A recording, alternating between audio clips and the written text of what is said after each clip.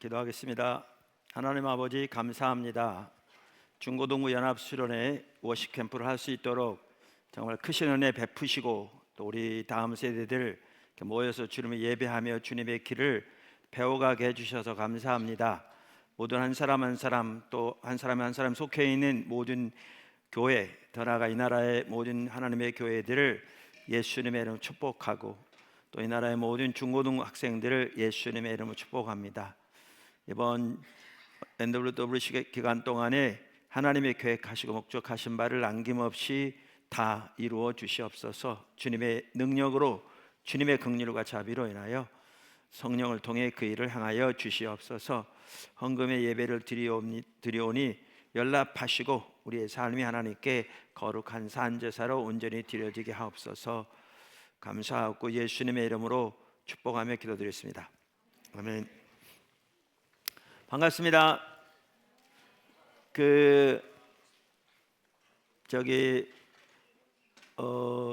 NWWC 우리 워십 캠프 지난번에 바로 이전번에 안 온 분 손 들어볼래요? 안 온 분 꽤 있네요. 왜냐하면 지금 우리 이 설교가 이어져 가고 있잖아요. 그러니까 이전에 왔어야 이게 더 이해가 되는. 오케이, 알겠습니다. 이번 전체 주제가 뭐죠? 교회의 선교적 정체성과 역할인데요.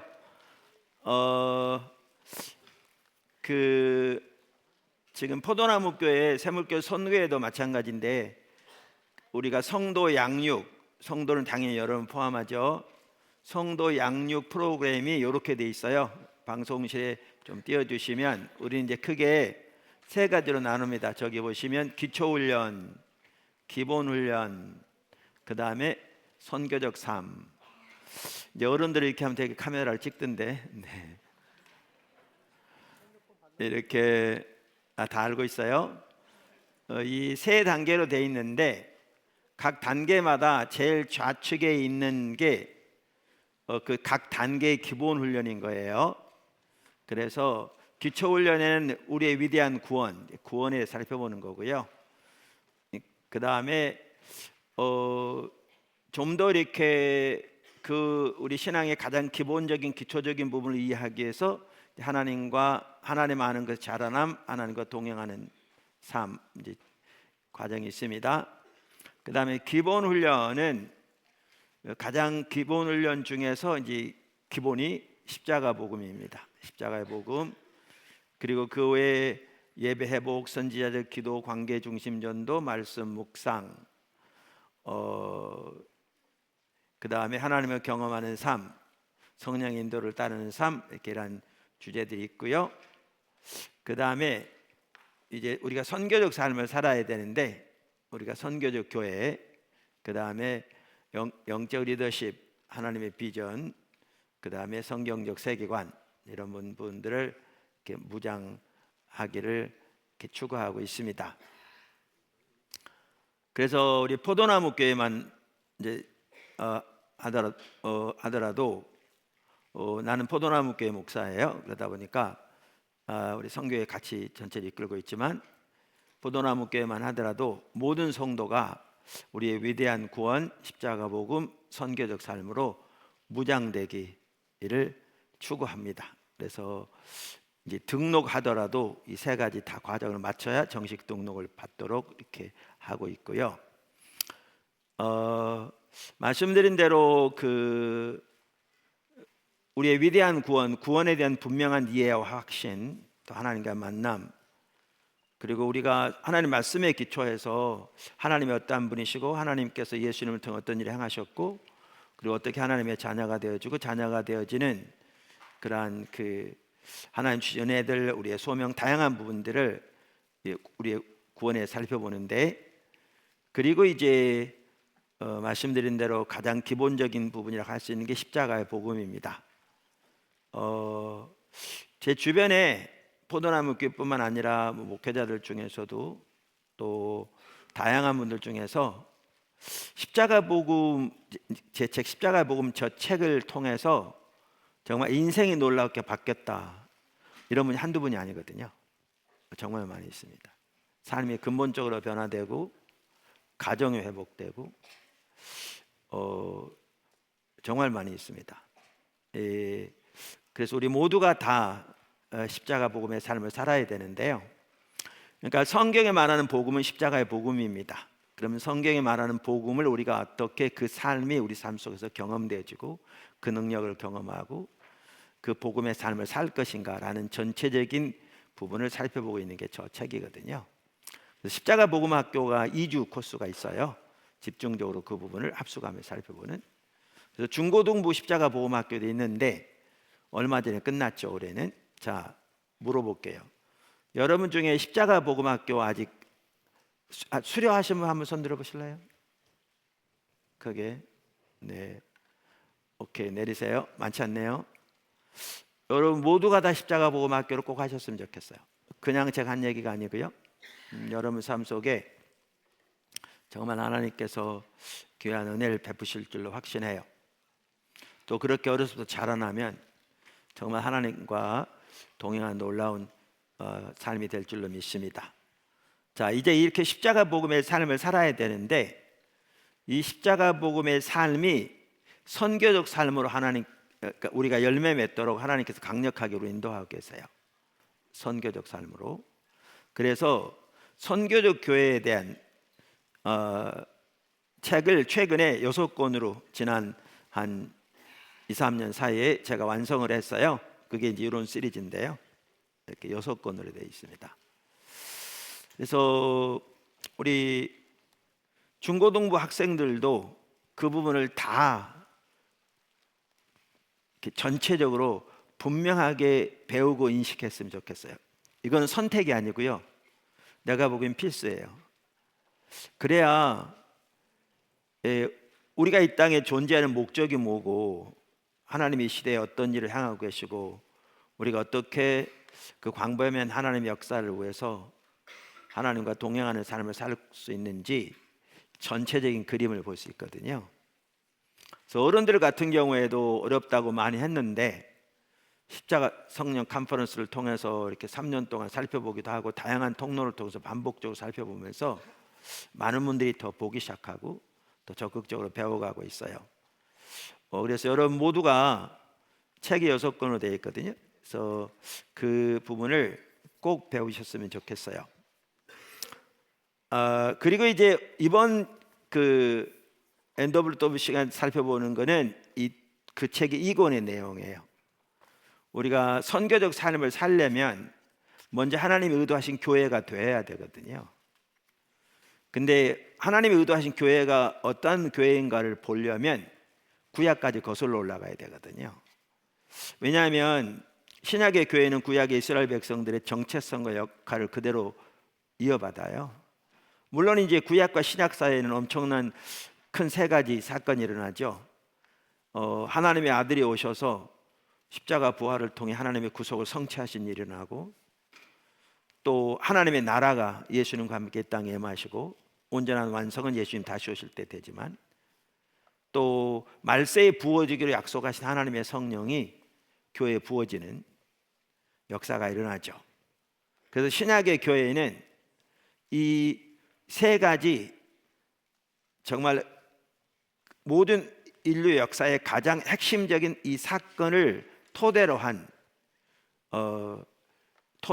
구약의 선교적 정체성과 역할을 그대로 이어봤거든요. 그래서 우리가 어떤 교회가 돼야 되는지 이러한 부분을 먼저 이해해야 우리가 지금 어떤 상태에 있는 건지 또 어디로 나가야 될 건지가 볼 수 있고 우리가 먼저 이렇게 되어야 비로소 선교적 삶이 가능하거든요. 그래서 우리가 그 부분을 이렇게 전체적으로 다루고 있어요. 그러면서 이제 구약에 나오는 주된 구절을 쭉 지금 살펴보고 있고 그 다음에 이제 또 신약의 교회의 특징들 이렇게 쭉 살펴볼 거예요.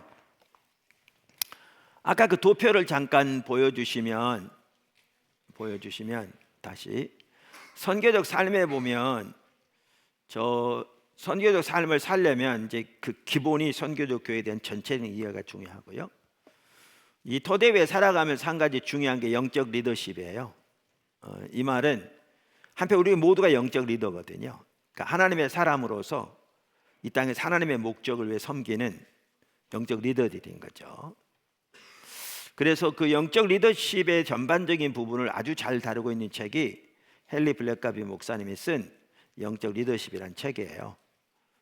그래서 지금 포도나무 교회는 주일 낮 시간에 그 영적 리더십 책을 가지고 이렇게 살펴보고 있어요. 내가 왜 이 얘기를 하려고 하느냐면 이 전체적인 그림을 여러분에게 지금 설명하고 이번 NWC만 하더라도 우리가 어떻게 주님을 지금 따라가려고 하는지, 그리고 이번 주제에는 어떤 부분을 살펴보려고 하는지, 그리고 우리가 이전 시간만 하더라도 이런 내용들을 쭉 이렇게 살펴봤는데, 이게 여러분들에게는 일반적으로 지금 한국 교회가 처해 있는 상황에서 되게 낯설 수 있어요. 중고등부 수련회 가서 이렇게 가르친 데가 없거든요. 심지어 목회자들 모임에서 이런 것도 안 가르치는데, 어른들 집회에서 이렇게 다룬 데가 없어요. 주변에 가보시면.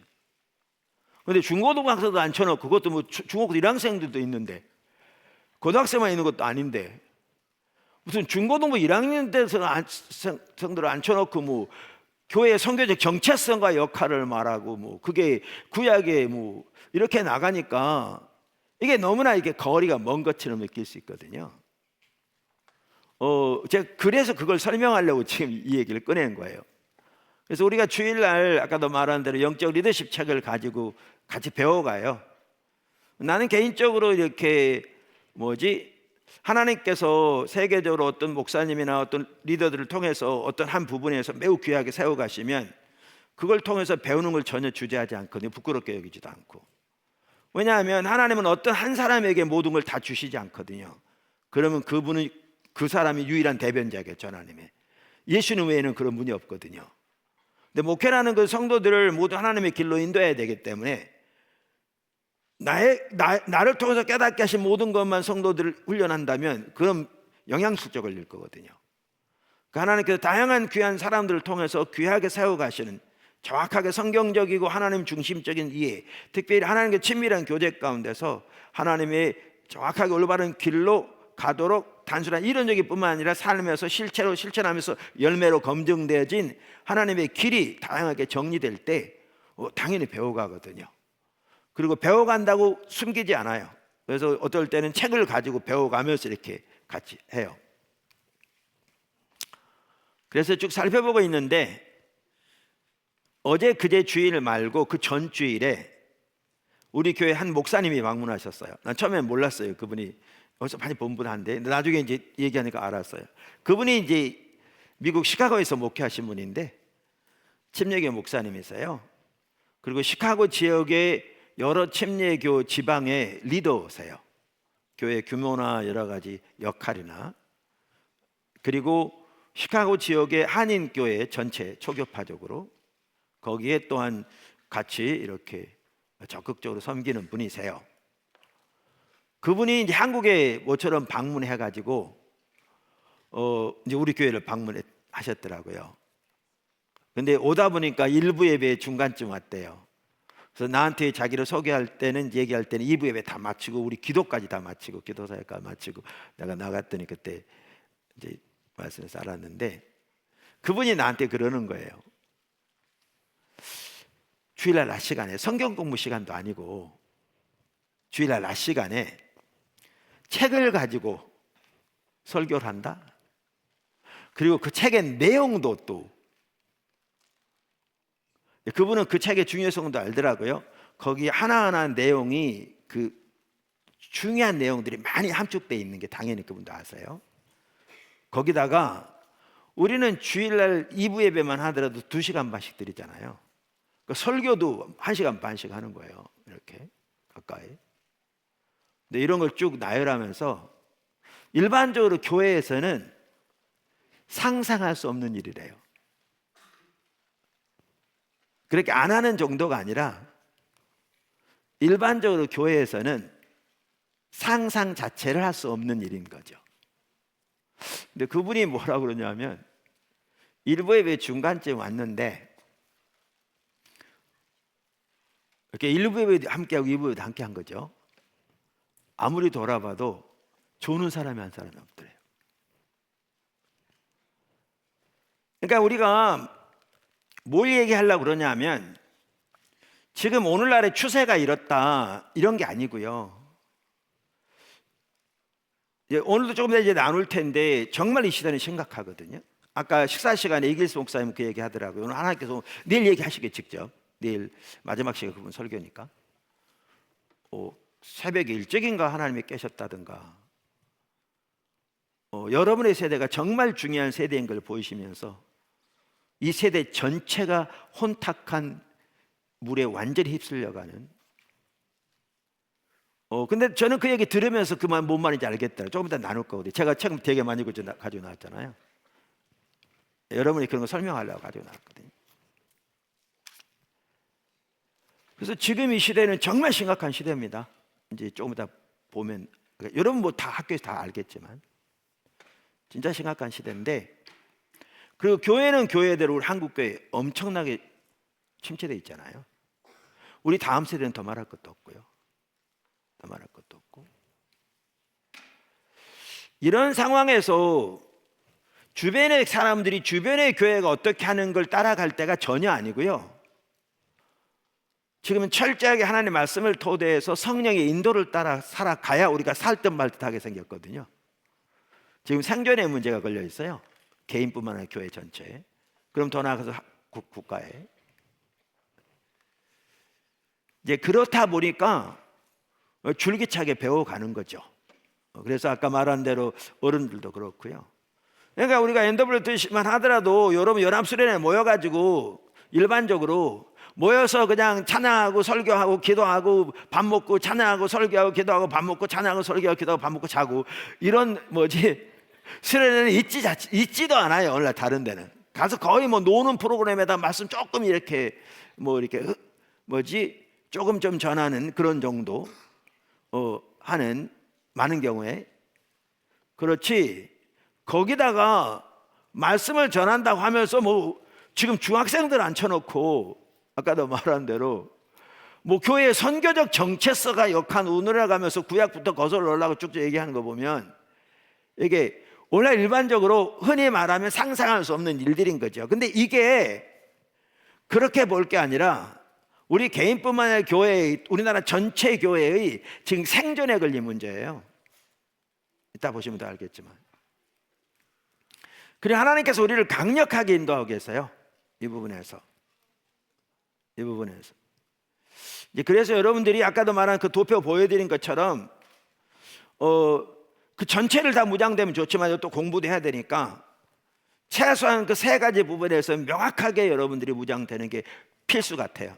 구원부터 시작해서 십자가 복음, 선교적 교회 기본적인 여러분 모두가 교사들은 더 말할 것도 없고요.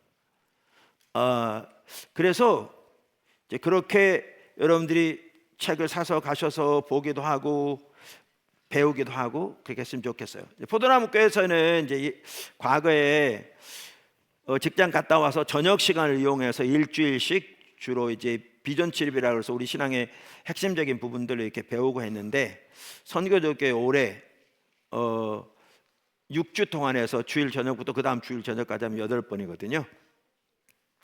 그래서 1년 동안에 6주간을 빼서 선교적 교회 1권부터 쭉 살펴가려고 하거든요. 저녁 시간에 우리 중고등학생들도 그때도 참석해도 좋을 것 같고요. 하여튼 기회 되는 대로 배우고 책을 통해서도 배우고 그렇게 하시면 좋겠어요. 할렐루야.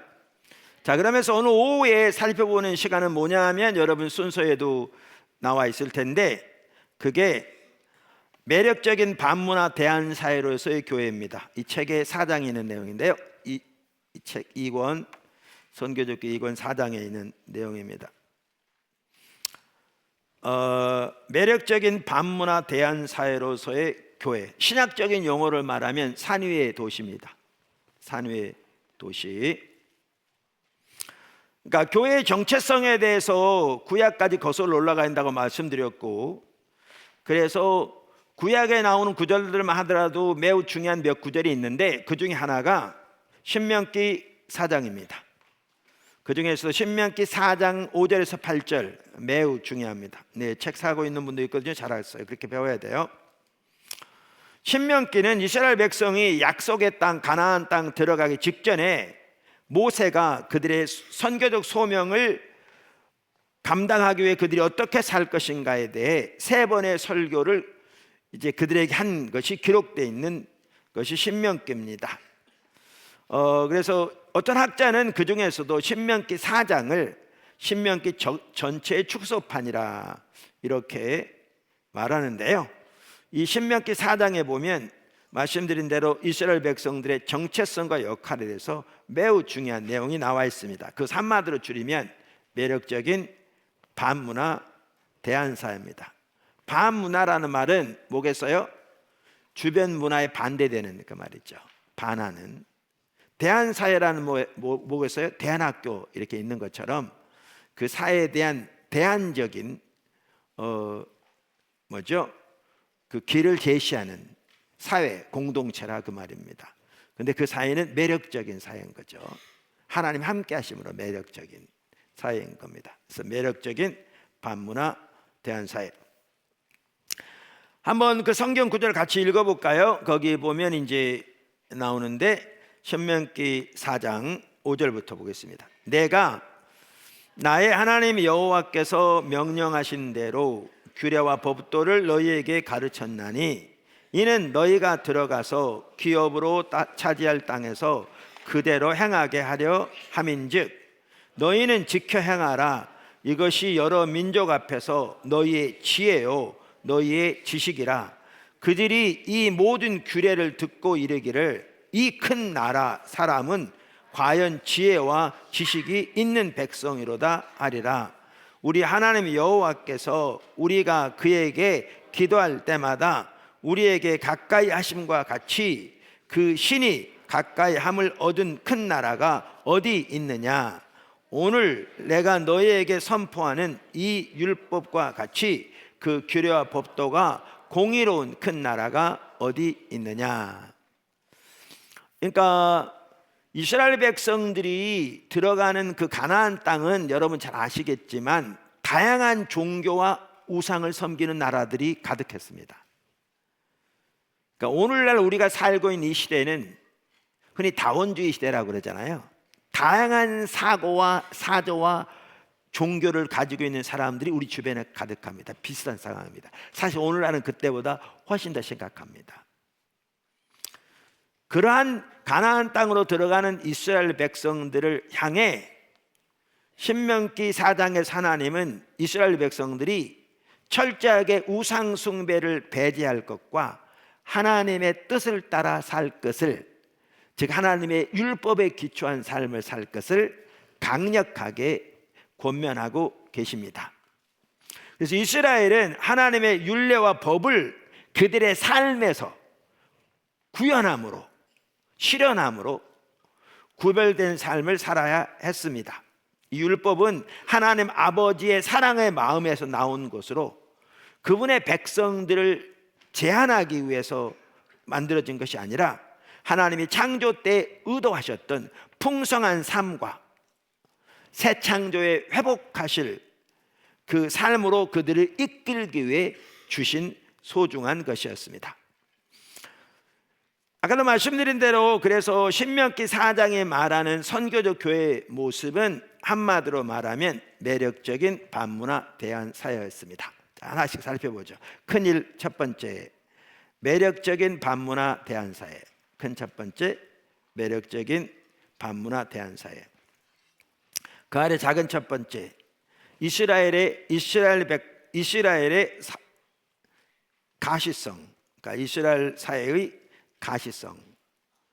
그러니까 하나님의 백성을 향한 하나님의 의도 중 하나는 하나님의 백성을 열방 앞에서 드러내시는 것입니다. 이게 하나님께서 처음부터 의도하신 겁니다. 이걸 하나님의 백성의 가시성이라고 그러죠. 우리가 출애굽기 19장 3절에서 6절 매우 중요한데, 제사장 나라 거룩한 백성, 하나님 온전한 소유로 그들을 이렇게 부르신 거잖아요. 거기서 우리가 뭘 보았어요? 하나님이 이스라엘을 어떤 백성으로 삼으셨다고요? 전시 백성, 쇼윈도우 백성으로 삼으셨다고요. 그러니까 여러분이 뭐 옷가게 가면 우리 집에는 이런 좋은 옷을 팝니다라고 하기 위해서 쇼윈도에다가 그 집에서 제일 자랑할 만한 옷을 이렇게 걸어 놓잖아요. 아니면 뭐 케이크 가게 가도 마찬가지고. 근데 하나님께서 모든 열방 가운데서 하나님의 백성을 택하셔서 그들을 향해서 가지고 계신 정체성이 뭐냐? 모든 열방이 보도록 쇼윈도에 전시하는 전시 백성으로 이스라엘 백성을 부르신 겁니다. 다시 말하면 신약의 교회를 부르신 겁니다. 여기에 가시성이 있습니다. 이게 하나님의 의도입니다. 쇼윈도 백성, 전시 백성. 그렇기 때문에 아까도 말한 대로 교회가 하나님이 의도하신 교회가 먼저 되는 게 중요합니다. 그래야 그 삶을 살 수 있거든요. 그 삶을 살 수 있거든요. 자, 그래서 그 전시 백성 혹은 쇼윈도 백성을 부르신 것에 대해서 마이클 고인이라고요, 귀한 학자인데 특별히 최근에 들어와서 이 선교적 교회에 대한 부분을 집중적으로 연구해서 다양한 책들을 쓰고 있더라고요. 그분이 올해 4월에 한국에 올 때 우리 전국 컨퍼런스 때 한번 우리 오기로 지금 약속돼 있습니다. 한타임 와서 강의하기로 약속돼 있어서 또 좋은 시간이 될 것 같은데요. 뭐 여러분도 시간 되시면 오셔도 좋습니다. 물론 그때 학교 갈 것 같은데. 네. 마이클 고인이 이렇게 얘기합니다. 이스라엘은 빛과 같이 빛나도록 이방 나라들 한복판에 있었다. 에스겔이 수세기 후에 말했던 것처럼 주 여호와께서 이와 같이 이르시되 이것이 곧 예루살렘이라. 내가 그를 이방인 가운데에 두어 나라들이 둘러있게 하였거늘. 에스겔서 5장 5절. 이렇게 말하는 것처럼 이스라엘은 열방의 교차로와 전 세계 중심에 놓였고 열방이 잘 알아볼 수 있는 전시 백성이 되었다. 쇼윈도 백성이 되었다. 이스라엘은 그 당시 세계의 끊임없는 감시 아래 살고 있다는 것을 알았다. 이스라엘은 주변 민족들의 눈앞에서 언제나 하나님의 영광이 가장 중요한 것임을 의식하면서 살아가는 삶으로 자신의 역사를 만들어 가야 했다. 이스라엘의 공동체적 삶이 보여주는 메시지는 이것이 바로 역사가 향해 가는 곳이다. 이 말이 뭔 말인지 아세요? 이스라엘 구약의, 그럼 신약의 교회 무슨 말이냐? 이 교회가 공동체로 살아가는 삶은 세상이 볼 때에 이것이 바로 세계 역사가 향해 가는 곳이다. 역사의 완성, 구속의 완성을 향해 역사가 지금 하나님께 역사를 주관하여 그를 이끌고 계시고 그것을 가장 잘 보여주는 쇼윈도우 백성이 교회니까요. 이스라엘이니까요. 그래서 이스라엘 공동체적 삶이 보여주는 메시지는 이것이 바로 역사가 향해 가는 곳이다. 와서 우리 함께 가자가 되어야 했다. 이게 신약의 교회가 되어야 하거든요. 근데 사실 이것만 봐도요, 우리가 지금 어떻습니까? 지금 우리 하나님의 교회,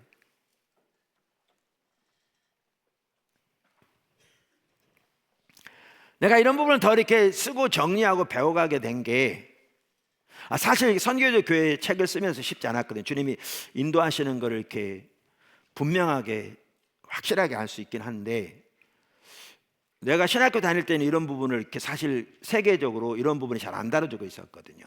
나는 1980년 1월부터 81년 3월까지 미국에서 신학대학 대학원을 마쳤는데, 그러니까 그 당시에는 이런 부분이 잘 안 다뤄져 있었어요. 그 뒤로 이런 부분들이 세계적으로 막 움직이기 시작했거든요. 복음주의 진영에서. 그러다 보니까 그 당시 신학교 다닐 때 잘 배우지도 않았는데 그 뒤로 하나님께서 분명하게 인도에 가시는 걸 이렇게 알겠는데, 그러니까 사실 배워갈 때 쉽지 않았거든요. 배워갈 때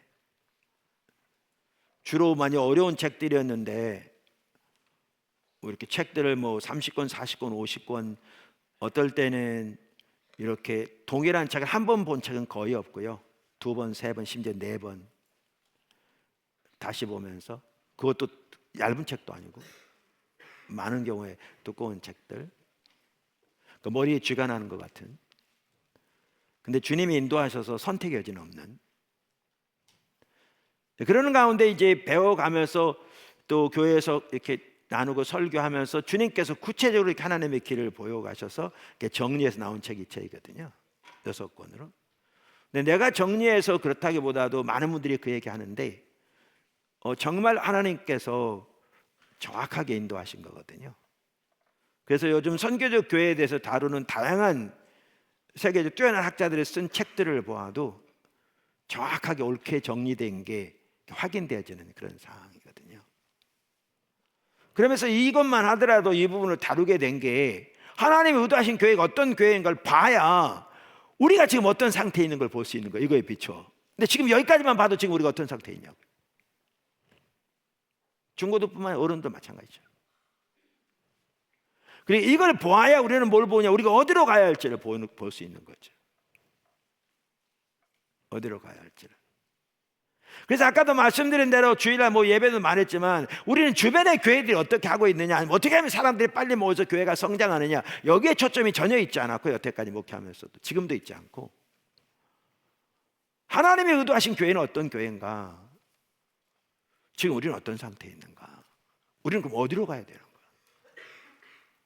철저하게 하나님의 말씀에 토대야 돼. 성령의 인도를 따라서 가기를 추구해왔고 지금도 그렇게 하고 있거든요. 그러면서 이제 하나님의 인도를 따라 가면서 보여진 게 이 시대가 정말 심각한 시대라고요. 보면 볼수록. 그러면서 하나님이 구체적으로 우리를 정말 그 해결책으로 인도해 가고 계시거든요. 너무나 중요하게.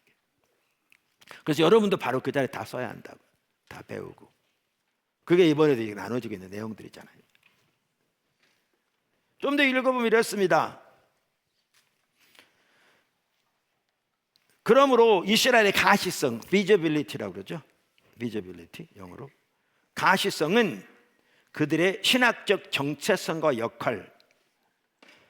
정체성 역할이 뭐예요? 한마디로 말하면 열방 가운데 하나님의 제사장 나라였잖아요. 그것의 일부였다.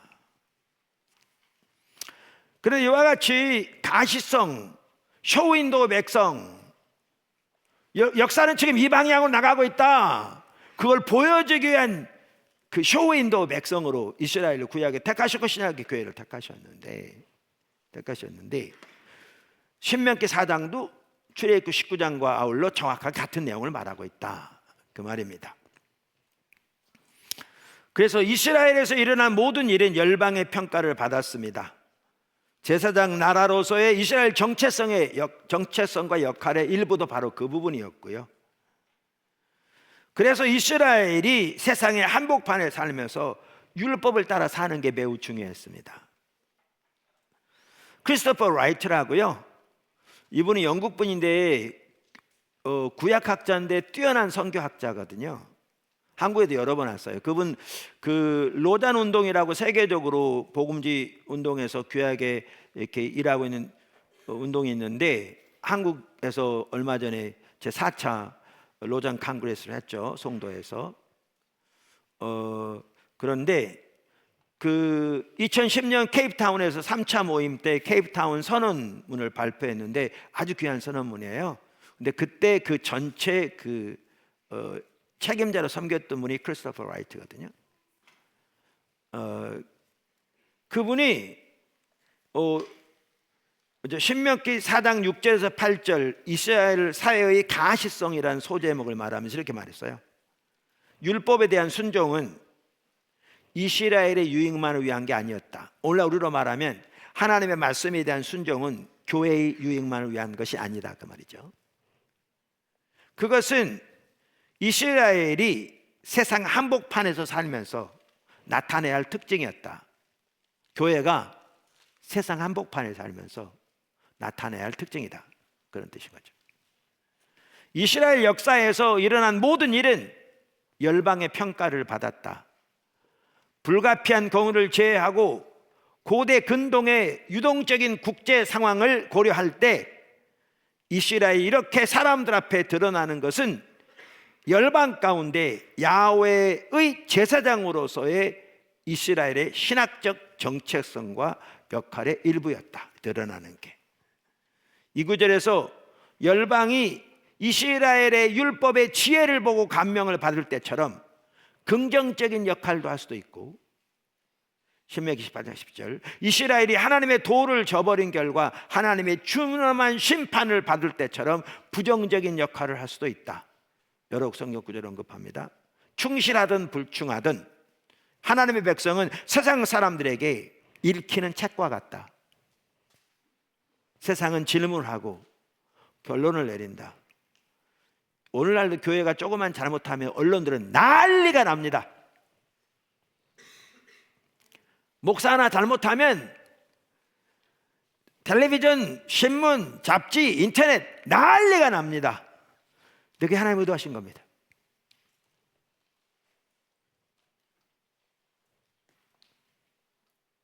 그게 하나님의 백성의 정체성에 포함되는 겁니다. 포함되는 겁니다. 그리고 반복적으로 말하는데, 그런 상황에서 오늘날 우리들을 살펴보면 정말 주님의 은혜가 절실하게 필요한 상황입니다. 하나님은 하나님의 백성을 이방인들 앞에 드러내기를 의도하셨습니다. 즉 하나님의 백성의 가시성이 하나님의 의도입니다. 우리는 이러한 하나님의 의도를 잘 유념해야 합니다. 할렐루야. 자, 작은 두 번째, 반문화 대안사회. 반문화 대안사회. 뭐라고요? 반문화 대안사회. 예. 자, 그러면 이제 그 아래 더 작은 첫 번째, 반문화. 반문화라는 말은 주변의 문화를 따르지 않는 것을 말합니다. 할렐루야. 이스라엘이 들어가는 가나안 땅은 말씀드린 대로 수많은 종교와 우상을 섬기는 나라들로 가득했습니다. 이스라엘 백성들은 그 문화, 즉 그 주변 사람들의 나라들의 길을 따르지 않고 하나님의 율법을 따라 살아야 했습니다. 오늘날 우리로 말하면 우리 주변 문화는 수많은 우상들과, 이제 조금 더 우상 살펴볼 텐데, 종교를 가지고 있는 사람들로 가득합니다. 우리나라만 하더라도. 다른 나라까지 포함하면 말할 것도 없고.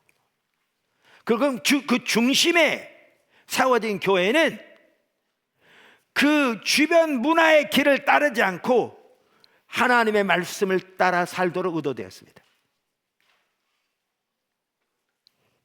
할렐루야. 그런 의미에서 구약의 이스라엘은, 신약의 교회는 반문화의 삶을 살아야 했습니다. 반문화의 삶을 살아야 했습니다.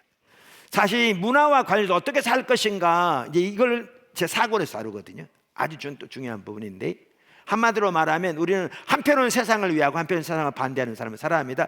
이걸 지금 자세히 설명할 시간은 없어서 이건 나중에 또 우리 NWC 할 겁니다.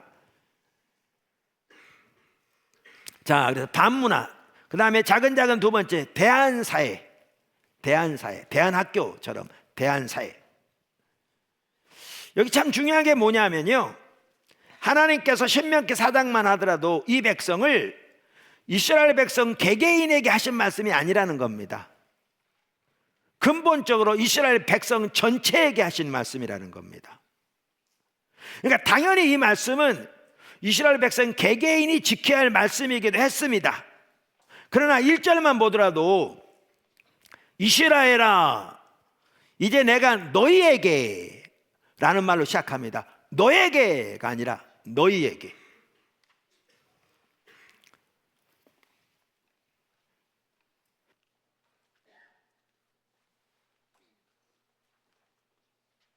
그러니까 이 단어가 반복적으로 나옵니다. 이 말은 하나님께서 이스라엘에게 그들이 들어가는 가나안 땅의 여러 나라들과는 대조되는 사회, 공동체, 나라를 이룰 것을 말씀하고 계시다는 의미입니다. 할렐루야.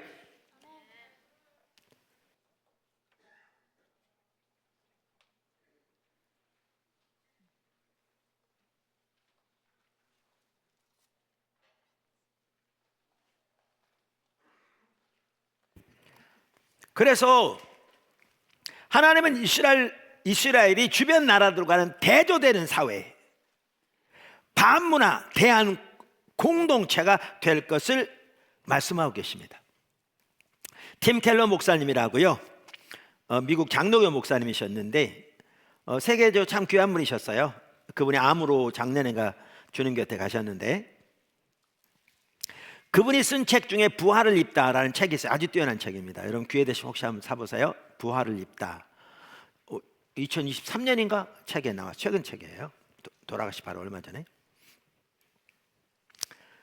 그 책에 보면 10장에서 이 신명기 4장을 토대로 신약의 교회가 하나님의 지혜와 정의를 드러내는 도시 공동체로 세워져야 될 것을 말하면서 이렇게 말합니다. 동일한 내용을 말합니다. 하나님의 목적 가운데 하나는 그분의 백성이 이스라엘 주변에 사는 여러 민족 앞에서, 즉 믿지 않는 세상을 향해 증인 공동체가 되는 것이었다. 그분의 율법에 순종하는 민족은 그저 도덕적인 개개인의 집합이 아니라 하나의 반문화요, 대한사회였다. 이는 모세의 율법의 두 가지 출중한 특징 때문인데, 율법은 첫째로 지혜와 지식이 있는 백성들을 배출했고, 하나님의 율법을 따라 살아갈 때, 두 번째로 정의로운 사회를 창출했다.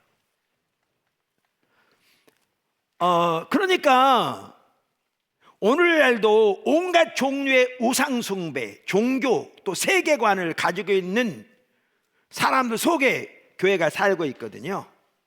그래서 교회는 그 당시 가나안 땅에 들어가는 이스라엘 백성들과 비슷한 처지에서, 아니면 오늘날 더 심해요. 그 상태가 훨씬 더 심해요. 그런데 그러한 상황에서 교회는 주변 문화와는 다른 대한사회로 세워져야 합니다. 대한공동체로, 하나님의 말씀을 토대로 세워진. 그러니까 이것만 하더라도 얼마나 교회가 중요한가를 알 수 있어요. 이제 나중에 뭐 기회 되면 그런 것도 살펴보겠지만, 자본주의가 세계적으로 확대되면서 지금 이 시대, 21세기 초, 20세기 말, 이 시대 세계적으로 팽배한 그 사조 중에 하나가 소비주의 시대가 사조거든요.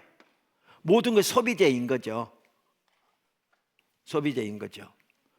그런 이해를 가지고 있다 보니까 예수 믿는 사람들 중에서는 우리 기독교마저도, 신앙마저도 소비재 중에 하나인 거죠. 내 마음이 꿀꿀할 때 위로받기 위해서 교회 가서 위로받으면 되는, 혹시 죽어서 있을지 모르는 천국에 있다면 거기 들어가기 위한, 내가 어려운 문제를 당할 때 그때 와서 기도함으로 응답을 받을 수 있는 하나의 소비재인 거죠. 이런 이해를 가지고 있다 보니까 예배만 하더라도 그냥 뭐 와서 예배 드리고 은혜 받고 가면 되는 거죠. 아니 뭐 오기에 뭐 하면 집에서 뭐 인터넷 돌려서 여기도 돌려서 자기 마음에 맞는 감동적인 설교 받고 위로받으면 되는 거죠. 이 바탕의 개념이 뭐냐? 이 모든 게 다 자기 자신의 만족과 유익을 위한 소비재에 불과한 거죠. 이런 이해를 가지고 있는 사람이 많아요. 근데 하나님의 의도하신 교회는 그런 게 아니라 주변의 문화와는 근본적으로 다른 하나님의 말씀에 토대한 반문화, 대한사회, 대한공동체가 되는 거예요. 그래야 그 소명을 감당할 수 있거든요. 근데 이런 소비주의 이해를 가지고 있는 사람들, 그래서 교회에 많이 모인들, 교회의 정체성, 우리의 소명, 선교적 소명 전혀 모르는 거죠. 그러니까 사회 속에서 세상과 다름없는 삶을 살다가 주일날 교회에 와서 종교적인 의식함으로 그저 복받고 기도 응답받고 마음의 위로받기를 원하는 거죠. 완전히 옆으로 가버렸습니다. 그걸 정상적인 신앙생활을 하고 있는 겁니다. 완전히 옆으로 간 껍데기인데.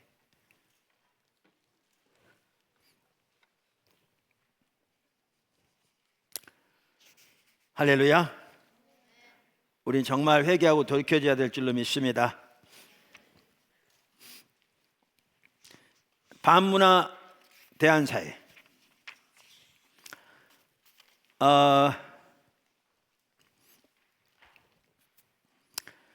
그 다음에 작은 세 번째, 매력적인 백성.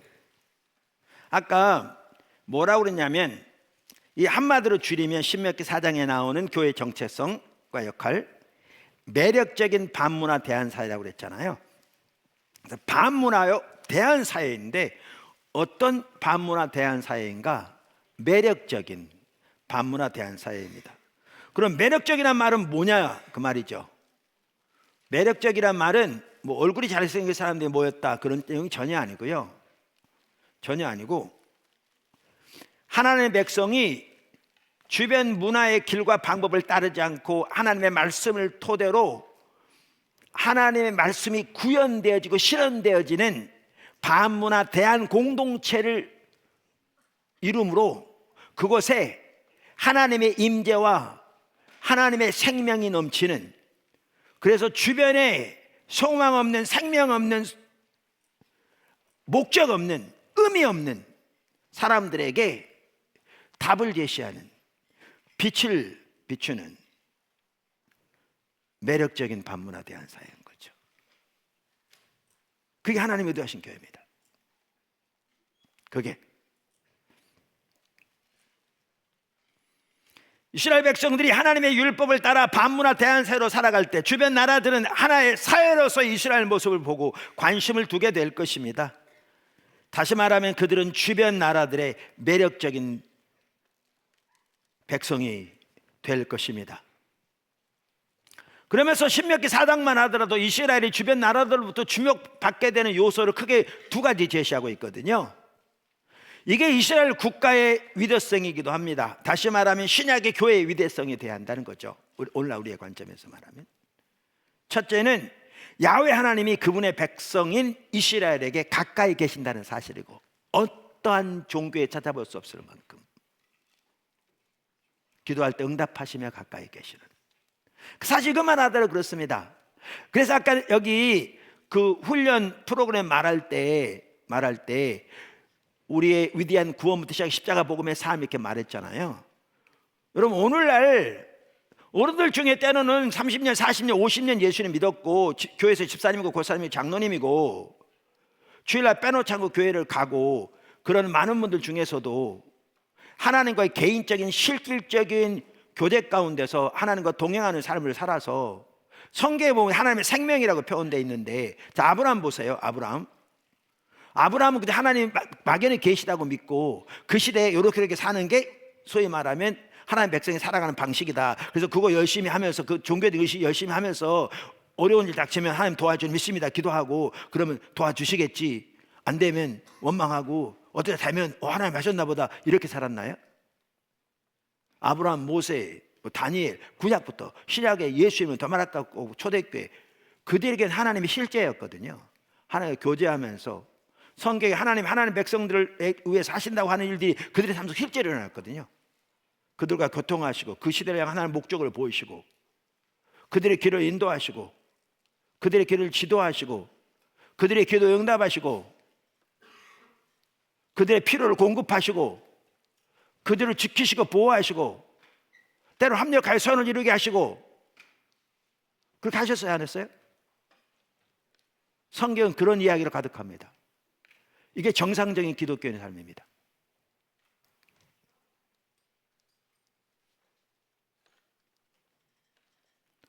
그래서 구약에서부터 하나님께서 하나님 백성들은 이렇게 하나님의 말씀을 토대로 한 주변의 문화를 따르지 않은 반문화 대한 공동체가 되므로 하나님이 그들과 함께 하시는 것이 열방의 나라들에게 가시적으로 보여주고,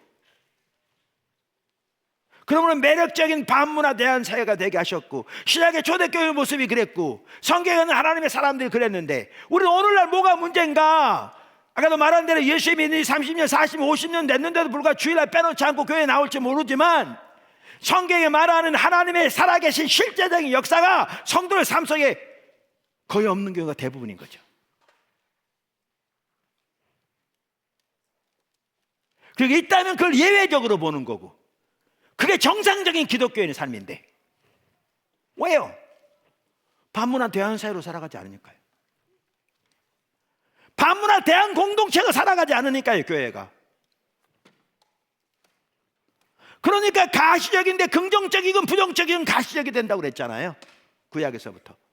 오늘날 주변의 교회, 주변의 사회에 알려진 교회의 모습은 긍정적이보다는 매우 극심하게 부정적이죠. 여러분 잘 아시겠죠? 여러분 학교 가서 예수 믿는다고 말하지 잘 못하잖아요. 왜요? 여러분 친구들이 여러분 비웃으니까.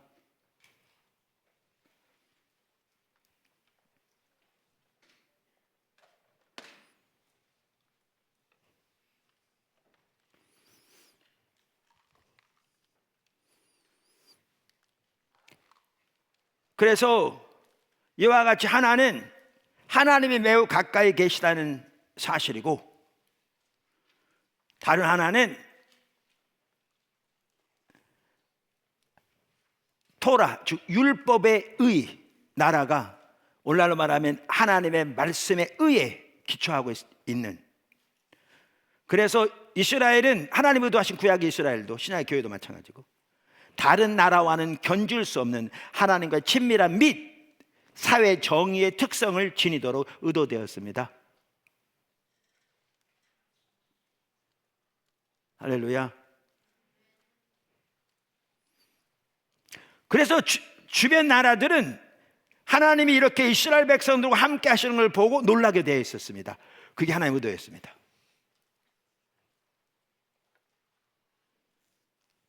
저는 이제 스가랴서 8장, 하나님이 하나님의 백성과 함께 하실 때 어떤 일이 일어나는가, 스가랴 8장에 저는 읽을 때마다 참 이게 마음에 와닿거든요. 그리고 이게 간절한 바람이 있어요. 왜냐하면 신약의 교회가 더 그렇게 돼야 될 거거든요. 신약은 더 그렇게 돼야 될 게, 아까 구약하고 신약 사이에 세 가지 사건이 일어났다고 그랬잖아요. 세 가지 사건이 뭐죠? 하나는 하나님의 나라가 임했어요. 구약에서 예언된 하나님의 나라가 예수님의 삶과 사역 안에서 임했어요. 1. 두 번째, 하나님의 아들이신 예수님의 십자가 부활을 통해서 하나님의 구속이 성취되었어요. 3. 구약에서도 예언된 말세의 선물인 성령이 교회 안에 부어졌어요. 그러니까 신약의 교회는 구약의 이스라엘보다 훨씬 더 이 삶을 사는 게 정상이거든요. 어마어마한 자원이 일어났잖아요. 어마어마한 자원. 그러면서 여기 보시면 스가랴 8장 20절 21절 이렇게 말합니다. 만군의 여호와가 이같이 말하노라. 다시 여러 백성과 많은 성읍의 주민이 올 것이라. 이 성읍 주민이 저 성읍에 가서 이르기를, 우리가 속히 가서 만군의 여호와를 찾고 여호와께 은혜를 구하자 하면 나도 가겠노라 하겠으며, 많은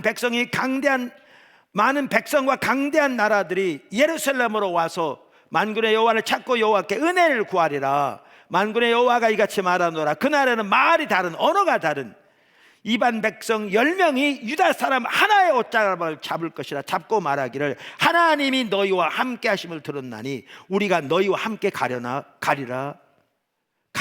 하노라 하리라 하시니. 신약시대에 그런 일이 일어났고요, 초대교회에 그런 일이 일어났고요, 하나님의 부흥이 임할 때마다 교회에 이런 일이 일어났어요. 2000년 교회사에서도.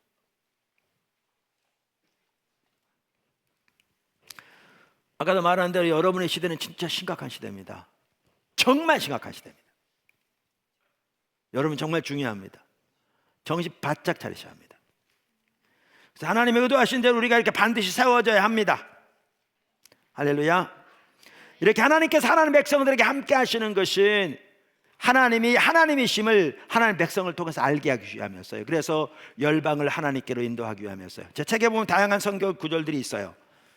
제가 시간을 아끼고서 넘어갈게요. 그리고 주변 나라들이 왜 또 놀라게 되느냐, 토라의 사회적, 경제적, 법적, 정치적, 종교적 측면에서의 그 뛰어남을 보고 놀라게 되는 거죠. 그래서 이스라엘은 작은 나라도 이 구절인데, 이 구절은 이스라엘을 큰 나라로 표현하고 있잖아요. 지혜와 지식이 있는 백성이라는 결론에 이르게 될 거라고. 어떤 사람들이요, 함무라비 법전만 하더라도 그 근원이 신적이라고, 다시 말하면 그들이 믿는 신이 준 거라고 그렇게 주장했거든요. 그리고 법에 있어서 함무라비 법전이 영향이 크잖아요, 많은 세계 법에서. 근데 어떤 사람이 함무라비 법전과 토라를 연구했는데 토라가 훨씬 더 정의로운 사회를 구현하는 뛰어난 법이랍니다. 성경에 하나님이 그랬거든요. 주변의 법들과 대조해 보라고.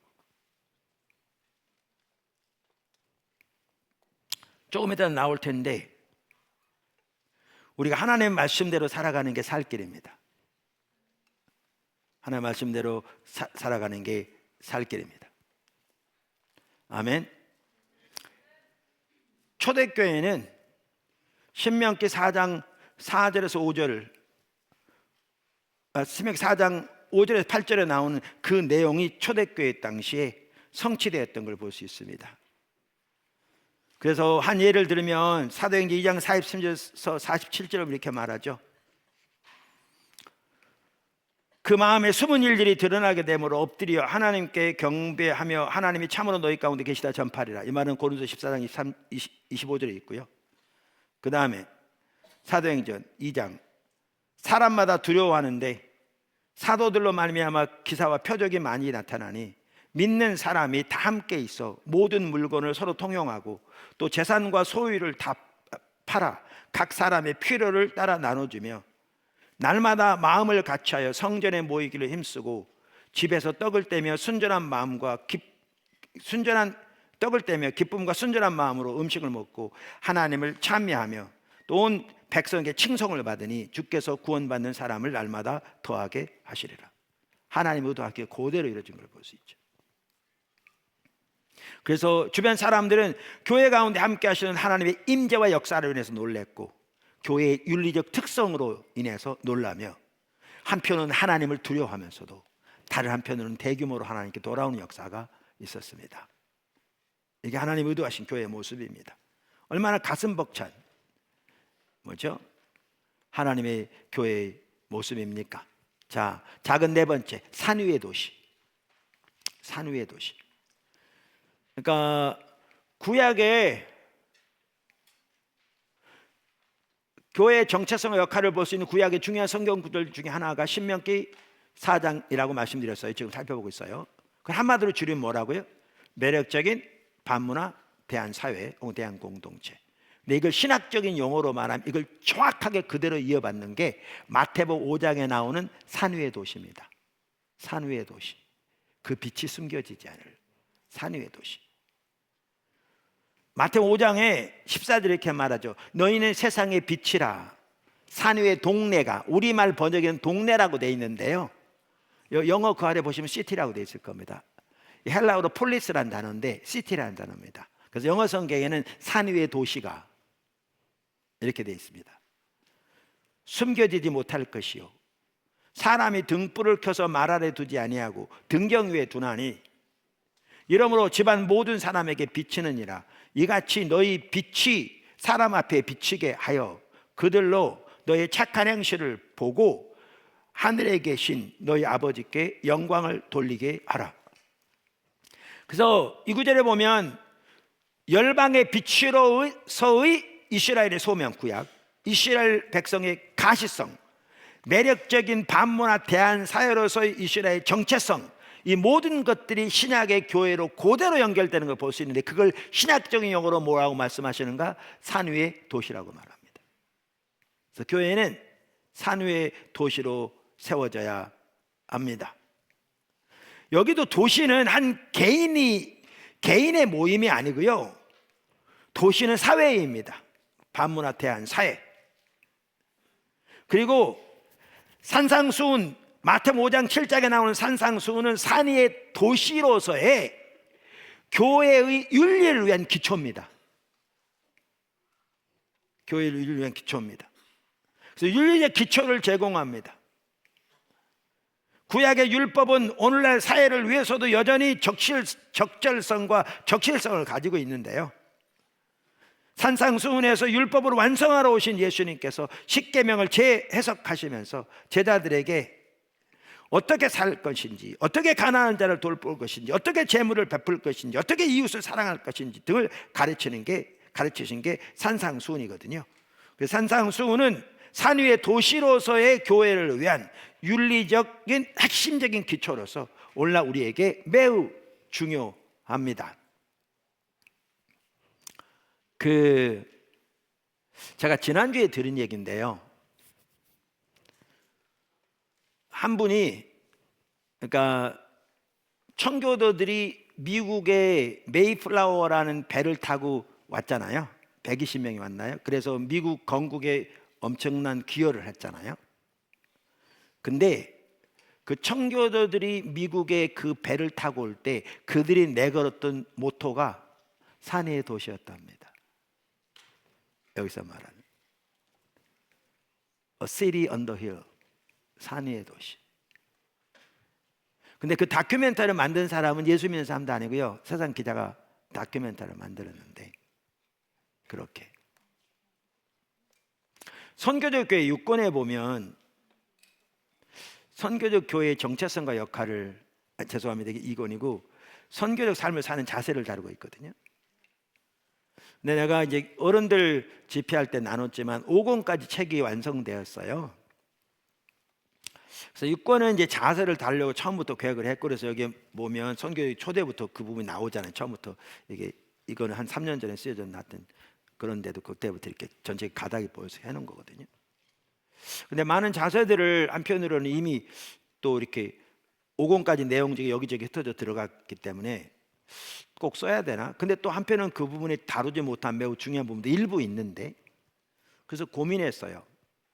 그래서 작년 안식월 기간 동안 5권까지 다 완성을 했고 2권을 썼죠, 나머지.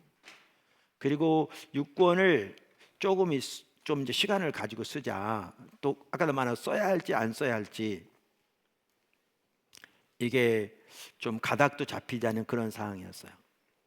근데 개인적으로 안식을 마치고 돌아오자마자 그런 상황이었는데, 그전 때 사놨던 책 중에 탈기독교 시대 교회라는 책이 있었습니다. 근데 성령께서 그 책을 꼭 읽기를 원하신 것 같더라고요. 그게 이제 내 책상 근처에 있었는데, 그래서 그 책을 읽기 시작했어요. 근데 그걸 보면서 하나님이 우리를 정확하게 어디로 인도하고 계신가 너무나 뚜렷하게 보이더라고요. 이따도 혹시 기회 되면 나눌 텐데요, 지금 미국만 하더라도 많은 사람들이, 유럽은 더 말할 것도 오래전에 그렇게 되었고 탈기독교 시대가 되었다, 이렇게 말합니다. 가끔 내가 그게 이제 6권에 나오는데 가끔 도표를 보여드리는데, 이게 2023년에 나온 책에 보면 그것도 뛰어난 사회학자들을 3명에서 공주한 책이거든요. 다양한 그 조사를 통해서 보면 지난 25년 동안 미국에서 4천만 명의 교회를 떠났습니다. 이 교회에서 이걸 옮긴 게 아니고요, 교회를 떠났습니다. 4천만 명. 그 4천만 명은 미국 전체 인구의 15%입니다. 근데 책에 보면 아마 방송실에 있을 것 같은데 25년 주기로 저렇게 되어 있습니다. 교회를 떠난 그래프가 저기 되어 있는데 1900년대부터 25년 달에 쭉 나오거든요. 이렇게 올라갑니다. 지난 25년 달에 제일 많이 떠났습니다. 4천만 명이 떠났다니까요. 근데 교회만 떠난 것만이 문제가 아니고요, 사회 전체가 완전히 바뀌었습니다.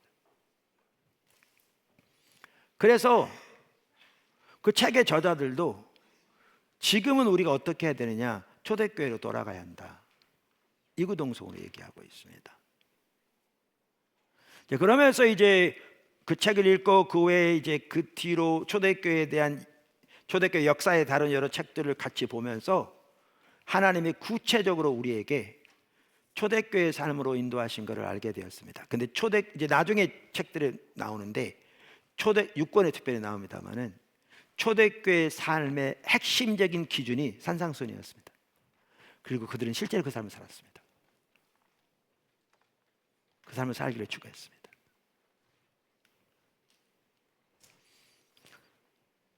여러분, 지금 그러니까 우리나라는 한 번도 기독교 세계가 된 적이 없었어요. 그런데 한때 교회가 매우 빨리 성장해서 영향력이 매우 강했던 때도 있죠. 근데 지금은 서구를 그대로 우리나라는 많이 따라가는 경향이 있어서 엄청 세속화되어 있고요, 더 급속도로 돼가고 있고요. 그 탈기독교 시대라고 표현하는 그 상황이 우리 앞에 그대로 지금 나타나고 있고요. 한국만 하더라도 특별히 지금 전반적으로 그러고 있는데 특별히 다음 세대가, 여러분의 세대가 급속도로 교회를 떠나고 있습니다. 이렇게 지금 한국에.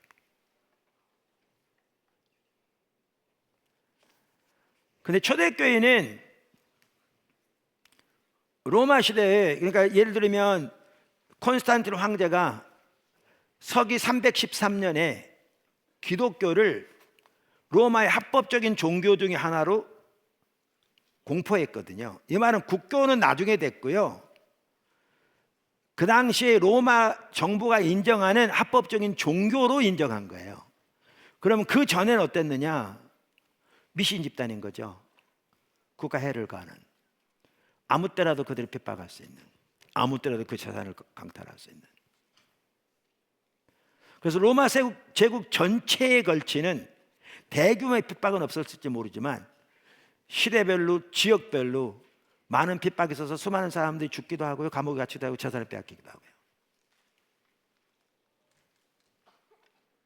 그래서 그들은 예배도 사람들이 다 보는데 공적으로 못 드렸어요.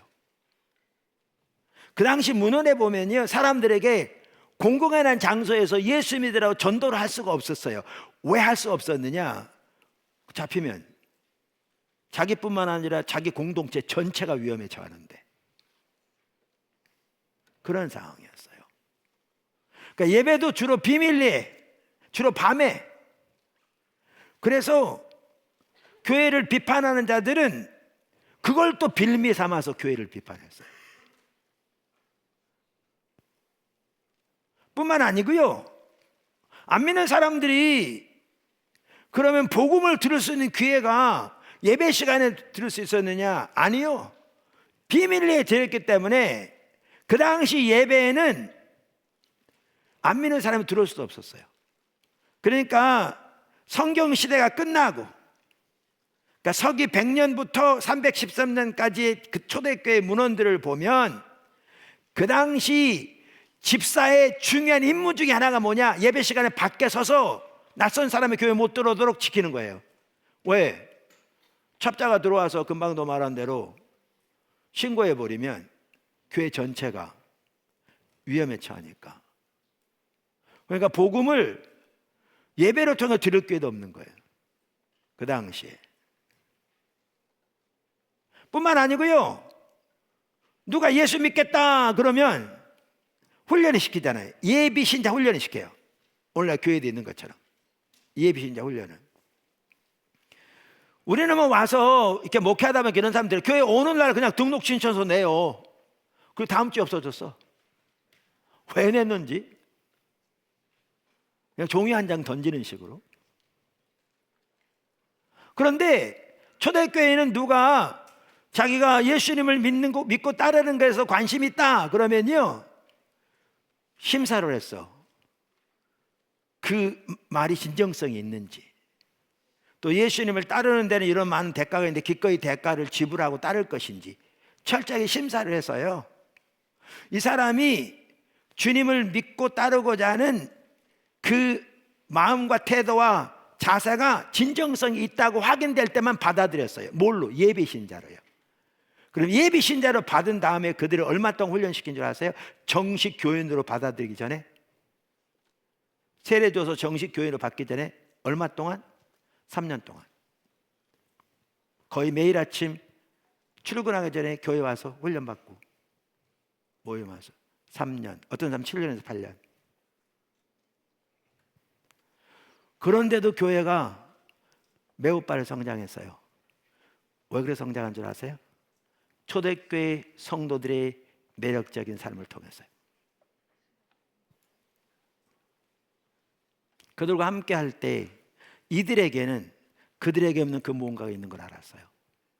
공적으로 복음을 전할지 못하지만 개인적인 차원에서 친해지면 그들은 예수님을 전했죠. 근데 그들의 삶에 그게 있었어요. 그래서 안 믿는 사람이 어려움을 당할 때, 하나님이 그들을 만지실 때, 삶의 위기가 있을 때 그들은 이들을 통해 교회에 더해졌어요. 그 열악한 상황에서 어떻게 된 줄 아세요? 사람마다 달라요. 학자들이 뭐 그때 뭐 이렇게 기록이 있는 게 아니니까 그러겠죠. 근데 다양한 자료들을 통해서 조사해 본 바에 의하면요, 아까도 말한 대로 313년 콘스탄틴 황제가 기독교를 로마의 합법적인 종교로 인정할 그때, 심지어 어떤 사람들은요 로마 제국 전체 인구의 50%가 기독교였다고 말하고요. 저거는 뭐죠? 저분 이름이 갑자기 생각 안 나는데 사회학자인데요. 기독교의 발흥이라는 책을 썼어요. 사회학자로서. 저분이 로드니 스타크. 저분이 본 바에 의하면 아까 보시면 애굽 나라의 전체 저기 써 있죠. 18%가 기독교인이었고요. 여기 313년에 로마 인구의 전체 16.2%가. 근데 저 기독교인들 아까도 말한 대로 그렇게 훈련받고 그렇게 삶을 들여 그렇게 주님의 제자로 따라간 사람들이 프로테지. 그래서 로마 전체를 뒤집었어요.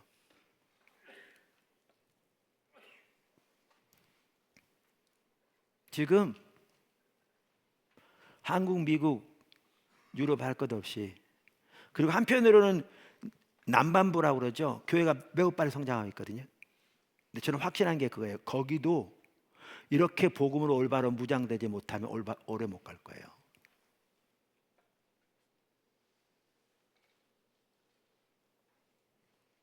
오래 못 갈 거예요. 그래서 지금 우리는 철저하게 십자가 복음의 삶을 살고 그것이 선교적 삶으로 열매를 맺되 그 자세를 초대교회가 살았던 삶에서 배워야 돼요. 그리고 초대교회의 삶의 핵심은 산상수훈의 삶이었어요. 그래서 포도나무 교회에서는 우리 어린이부터 어른들까지 산상수훈을 다 외우자. 왜? 머릿속에 가지고 있어야 삶의 살기를 추구하니까.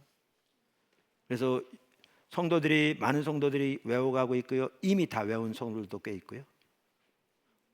우리 해외 초소들도 있는데 거기서도 거의 똑같은 일을 하고 있고요.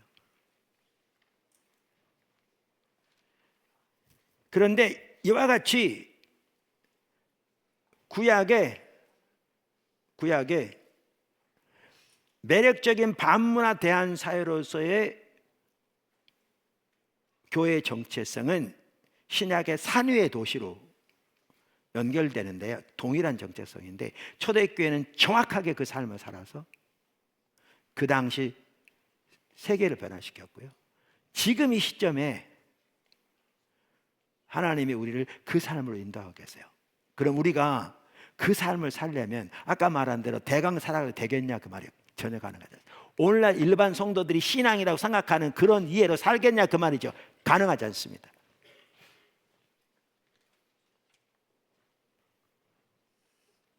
가능하지 않습니다.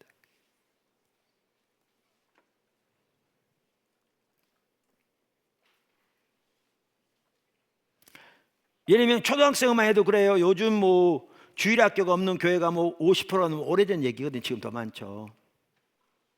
우리 선교회만 하더라도 중고등부 그전보다 좀 줄었어요. 상당히. 주일학교는 더 줄었어요.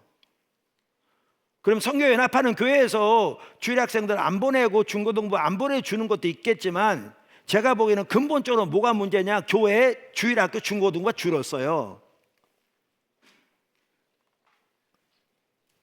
여러 가지 이유가 있겠죠. 그 중에 하나는 인구 전체가 줄고 있잖아요. 젊은 세대. 그것도 있지만 그 이상으로 줄었어요. 그래서 어느 교단만 하더라도 뭐 2030년 불과 몇 년 안 남았잖아요. 5년밖에 안 남았는데. 이러면 그 교단 숫자가 이렇게 줄을 거라고 그런 통계도 나와 있어요. 제가 지금 구체적으로 말을 안 했지만. 근데 나는 그보다 더 심할 거라고 생각해요. 왜 그렇게 생각하느냐?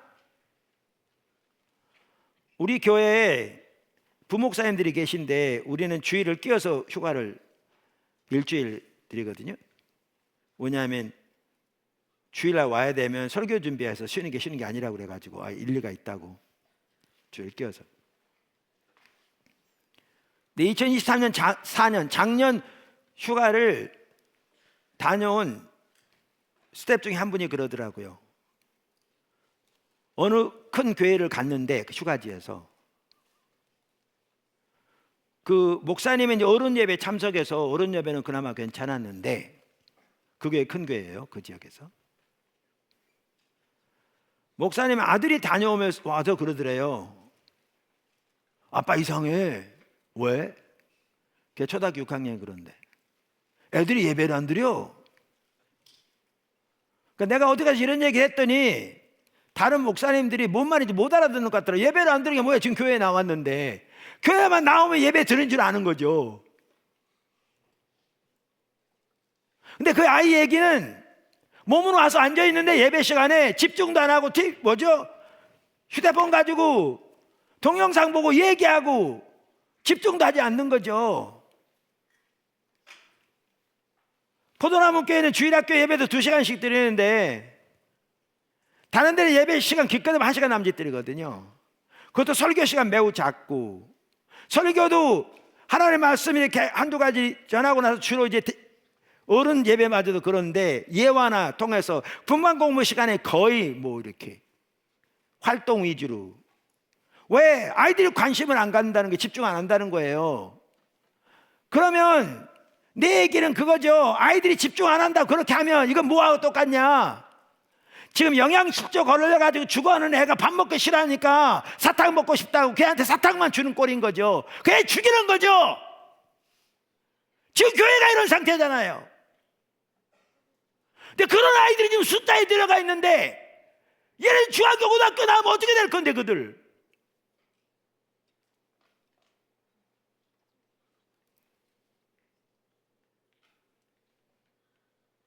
어른들은 전혀 다르지 않고 그 통계요 훨씬 더 그거보다 더 심각하다고 생각합니다. 그 통계는 숫자만 가지고 말하는 거죠. 내용은 전혀 안 보는 거죠. 지금 어떤 상태인지. 이런 상황에서 하나님께서 우리를 정확하게 지금 우리가 살 길로 인도하고 계시거든요. 전 세계가 이렇게 가야 되고요. 이건 어른들만의 문제가 아니에요. 아동부부터 중고등부, 대학 청년 마찬가지예요. 실제로 아동부 이러면 다음 주 아동부 있는데요. 중고등 못지않게 다 예배 잘 드립니다. 그리고 하나님이 이제 강력하게 함께 하십니다.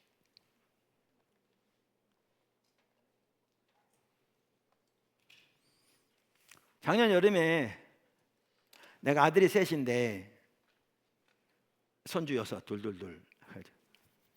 우리 큰아들이 지금 미시간에 있어요. 그래서 거기 현대 미주법인 근무해요. 그래서 오랜만에 한국 왔어요. 그래서 큰아들의 큰딸이 나로서는 큰손주죠. 올해 중학생 돼요.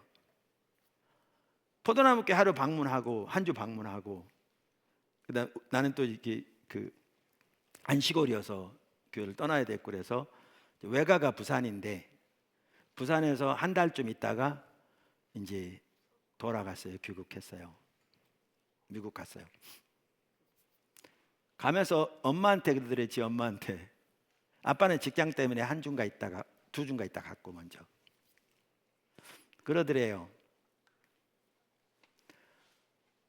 포도나무교회에 와서 첫 번째 주 예배 드렸는데 근데 그 주간이 우리 여태까지 그런 적이 거의 없었는데 교육관이 공사하다가 그래서 거기서 예배를 못 드리고 유치부, 유년부, 초등부 모두 다 유치부부터 합동으로 성교회 본관 지하에 드린 거예요. 그럼 여러분 이해하시겠죠? 유치부터 유년부, 초등부까지 한꺼번에 모아놓은 거예요. 근데 그 예배에 걔가 참석했어. 그리고 그 다음 4주는 부산에서 가까운 교회로 간 것 같아요. 근데 걔가 가면서 엄마한테 얘기하는 거예요.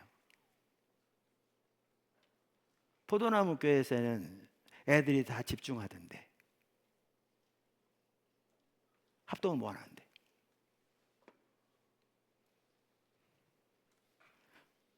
대조가 된 거죠.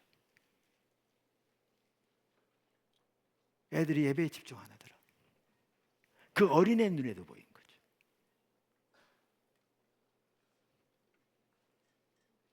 지금 영양실조가 죽어가고 있는데, 모양만 남았는데, 그들이 밥 먹기 싫어한다고, 그들이 좋아하는 사탕만 주면 그들 죽이는 거죠.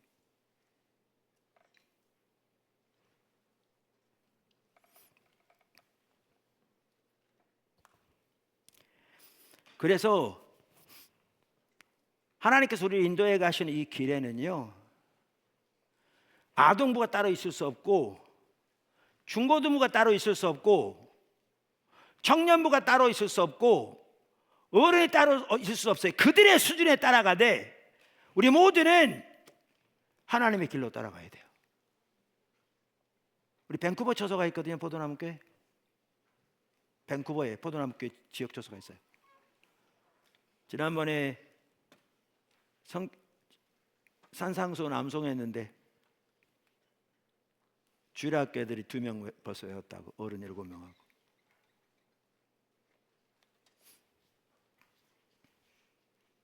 그래서 우리 모두가 선교적 삶을 잘 배워가기 원합니다. 할렐루야. 자, 큰 두 번째, 제가 시간 보고 있어요. 네, 가다가 중간에 시간 가면 마칠 거예요. 긴장하지 마세요.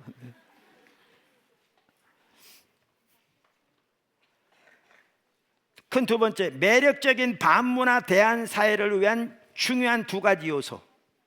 매력적인 반문화 대한 사회를 위한 중요한 요소. 그러니까 신명기 4장에 보면 구약 이스라엘이 신약의 교회가 매력적인 반문화 대한 사회가 돼야 되는데, 그러려면 2가지 중요한 요소가 있다 그 말이에요. 그거를 거기서 말해요. 자, 그러면 그 2가지가 뭐냐? 첫째는 우상숭배를 철저히 버려야 할 것과, 두 번째는 자녀교육을 올바로 시키라는 거예요. 자녀교육에 대해서 살펴볼 부분이 많아요. 그래서 시간도 많이 갈까 그래서 여러분 책 읽어보세요. 제가 그건 여기 생략하겠습니다. 우상숭배에 대한 부분만 살펴보려고 해요. 뭐하고 뭐가 거기 기록되어 있다고요? 신명기 4장에 첫째, 우상숭배를 철저히 배제할 것과, 또 뭐라고요? 자녀교육을 올바로 할 것. 이 부분 다루고 있다고요. 자, 그럼 작은 첫 번째 뭐겠어요? 우상숭배를 철저히 버려야 합니다. 그러니까 열방에게 하나님이 가까이 계시다는 것과 그분의 율법이 공의롭다는 것을 증거하려면 이스라엘은 야훼 하나님만 경배하고 그분의 율법에 순종하는 삶을 살아야 했습니다. 할렐루야. 만약 율법에 불순종하면 이스라엘은 공의로운 사회가 되지 못할 것입니다. 다른 신들을 쫓게 되면 야훼 하나님께서 가까이 오시는 것이 아니라 멀리 떠나가실 것입니다. 그런데 우리는 이거죠. 우상숭배하면 불상에게 절하고 뭐 나무에게 절하고 이런 것만 우상숭배라고 생각하는 거예요. 그건 당연히 우상이죠. 그러나 우상숭배는 훨씬 광범위합니다. 훨씬 광범위. 우상 우리 마음에 있거든요. 특별히 이 시대에 팽배한 우상숭배는 세상의 조류를 따르는 거예요. 세상의 사상과 사조를 따르는 거예요. 따르는 거예요. 마이클 고인이 이렇게 얘기합니다. 고인 박사, 율법은 이스라엘의 모든 공동체적인 삶을 지배해야 한다. 이런 율법의 지배를 받는 삶은 이스라엘로 하여금 영속적인 위험이었던 주변 국가들의 우상숭배에 대항하도록 이끌어간다. 우상숭배는 하나님이 의도하신 모든 것을 파괴하면서 온전하고 풍성한 삶으로부터 멀어지게 한다. 주 하나님은 유일한 참 하나님이시다. 하나님의 율법에 순종하는 이스라엘의 삶은 열방의 이러한 근본적인 현실을 증명해야 한다. 그들은 열방의 우상에 맞서야 하고 이교주의와 다른 타협도, 어떤 타협도 해서는 안 된다. 이스라엘 백성이 이 일에 실패할 경우 그들은 열방 가운데서 흩어지게 될 것이라고 경고를 받는다. 그들은 자신의 정체성을 잊어버리게 되고 하나님의 선교 안에 주어진 자신의 역할을 포기하게 되어 결국 그들의 소명을 저버리게 될 것이기 때문이다. 우상숭배 버려야 합니다. 제가 책을 많이 가지고 나왔어요. 왜 그런지.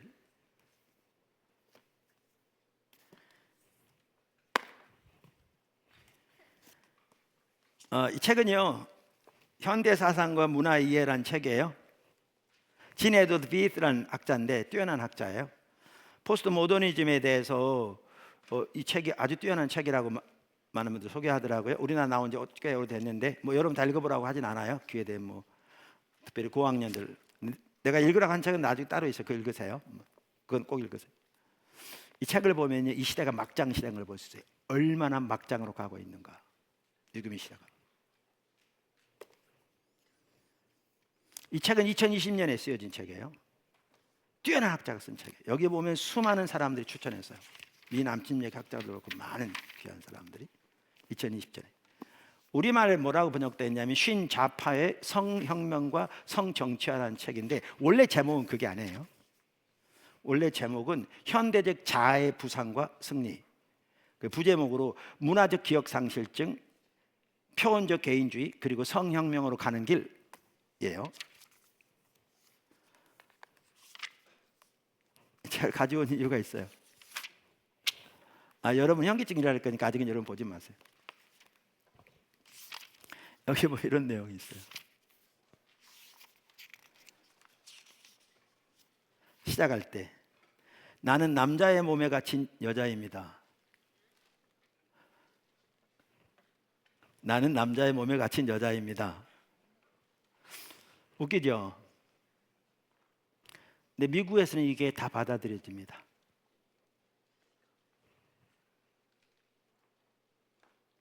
왜 그런 줄 아십니까?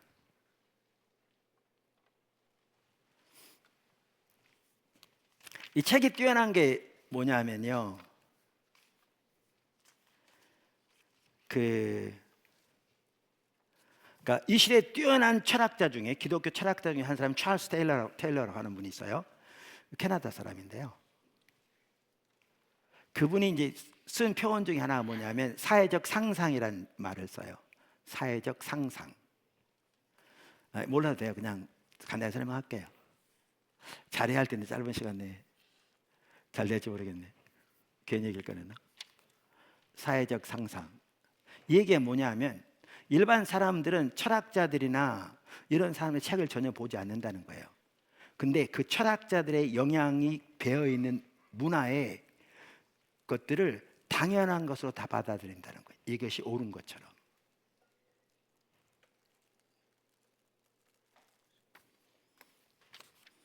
어떤 분의 책에 보면 그런 내용이 있어요. 세계는 철학자들이 다스린다. 근데 그들이 죽은 200년 후에, 아까 제가 뭐라고 말씀드렸냐면, 아까 나는 남자의 몸에 갇힌 여자입니다. 이게 뭐냐면 이제 루소부터 영향력들이 있는데, 그건 가상의 세계에서 자연으로 돌아가자는 말이 있잖아요. 아무 제약도 태어난 대로 살아라. 특별히 성적인 뭐 자기 원하는 대로 사는, 이게 인간의 본연의 모습이라는 거예요. 근데 그거를 가로막는 게 뭐냐? 사회의 문화라는 거예요. 그래서 그 모든 문화를 타파해야 한다는 게, 거기에 대표적인 게 이거를 반대하는 기독교를 없애야 된다는 거예요. 근데 거기에 보면 이 말 속에 우리의 자아가 누구냐는 거예요. 자아를 어떻게 하느냐? 거기에는 내가 내 자아를 결정하는 거예요. 내 생각이.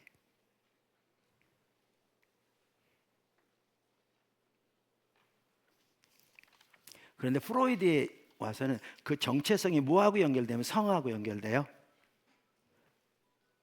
성이고 사람의 정체성인 거예요.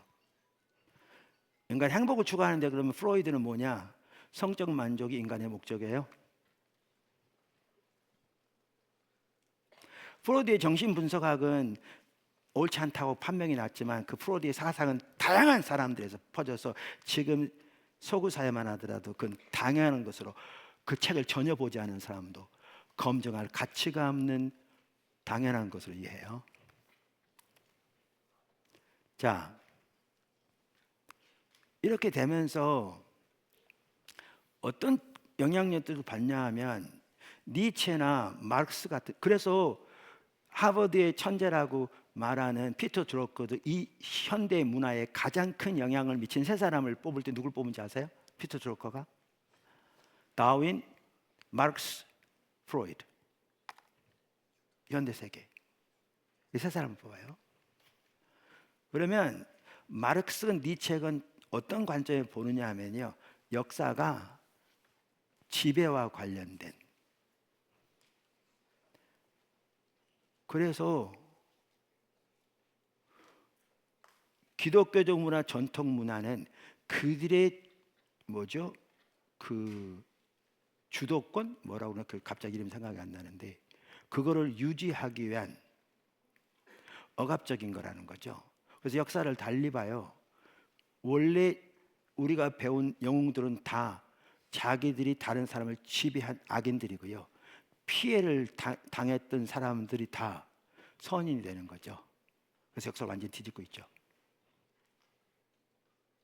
그래서 미국에서 링컨의 동상 다 때려 부시고 그런 거잖아요. 지금 하버드 대학의 역사학과 인터넷에 들어가 보시면 몇백 년에 걸친 서구 문화, 계몽주부터 시작해서 오늘날에 이르도록 마르틴 루터의 종교 결정은 서구 교회에 임했던 그 영향 한 과목에 다 다뤄요. 지난 20년 동안 있었던 성혁명, 페미니즘, 이런 거는 한 학기 전체를 배워야 돼요.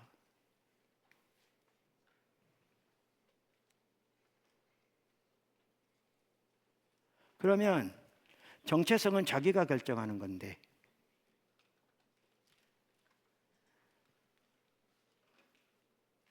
그리고 모든 전통적인, 특별히 기독교적인 이해는 그 정체성을 대적하는 건데, 그러니까 다 말살해야 되는 건데.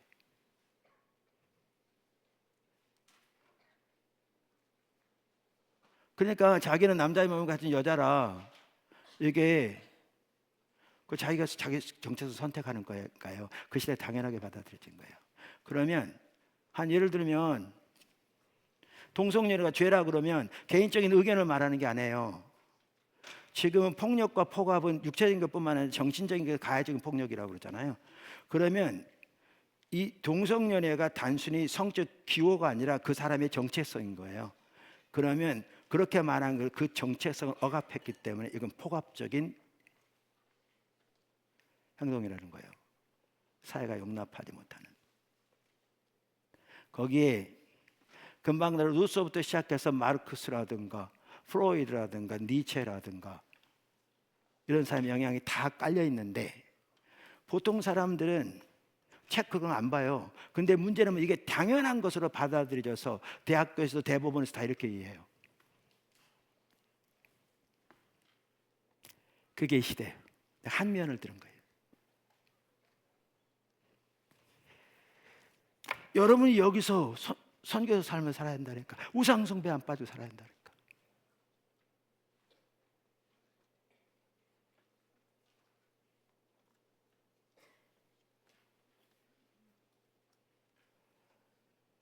미려간 적이 있죠. 저 왜 미려간 지어진 줄 아세요? 이런 걸 보기 전에도 하나님께서 나에게 뭘 더 보게 하셨냐면, 이 시대가 얼마나 세상적인 사조로, 이건 완전히 반성경제뿐만 아니라 적그리스도적이고요, 이건 실제로 사람들에게 전혀 유익이 되지 못해요. 결국 인류가 막장을 향해 가고 있어요. 이 시대에 살아가야 되는데, 이걸 이대로 받아들여서 우리의 직장생활, 우리의 연구 이대로 살아가면서 주일날 교회에서 신앙생활한 거 가지고는 우리는 파편화된 삶, 신앙생활은 교회에서 하고 세상에서는 세상의 조를 따라 사는 우상숭배의 삶을 사는 그가 살아가거든요. 그 가운데서 반문한 매력적인 대안사예요?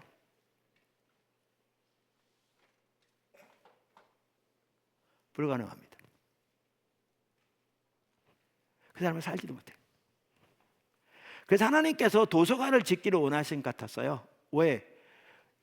저거 학교를 위해서 지은 거 아니에요. 학교도 쓰지만 어른들도 이 세상의 사조를 분명히 이해하고, 더 나아가서 성경적 세계관으로 무장되고 우리의 신앙의 올바른 이해를 가지고, 그래야 그 삶의 현장에서 하나님의 말씀에 토대한 매력적인 반문화 대안사로 삶을 살 뿐만, 더 나아가서 그 문화를 구속하는 삶을 비로소 살 수 있는 거죠. 그래서 도서관 필요해서 한 거예요. 저 건물 지을 때 저거하고 여기 이 시설 하는데 47억 들었어요. 코로나 기간 동안 지었어요.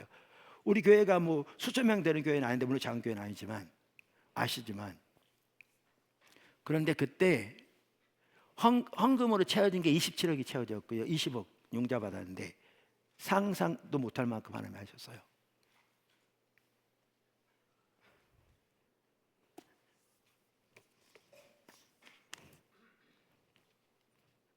이 책은 아주 뛰어난 책이에요. 여러분 어려워요. 보란 얘기 설명할게요. 이 책은 팀 켈러 목사님이 어떤 작가나 사상가도 나에게 어떻게 문화가 변하는가라고 라는 중요하고 복잡한 주제에 대해 제임스 헌터만큼 저자거든요. 많이 가르쳐주지 못했다 주장하거든요. 그리고 여기에 보면 이 시대에 기독교 철학사에 뛰어난 몇 사람이, 그 중에 두 사람이 추천했어요. 니콜라스 월터스토프하고 찰스 테일러.